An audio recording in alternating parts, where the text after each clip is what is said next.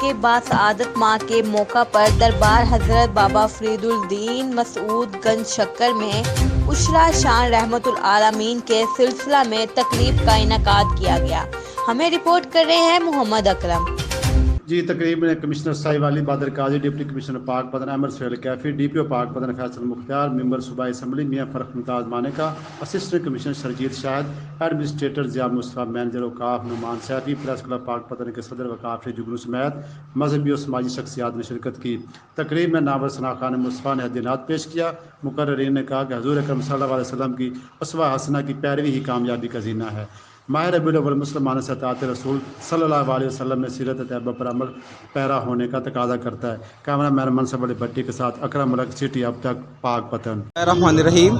حکومت پنجاب کی ہدایات کے مطابق عشرہ رحمت للعالمین کو پاک پتن ڈسٹرکٹ اور ساہیوال ڈویژن میں بھرپور جوش و خروش سے منایا جا رہا ہے، اور جیسا کہ آپ دیکھ سکتے ہیں کہ مزار پر چراغاں بھی کیا گیا ہے، اور اس کے ساتھ ہی ساتھ آج محفل میلاد مصطفیٰ کا انعقاد کیا گیا، جس میں ملک بھر سے علماء کرام نے شرکت کی۔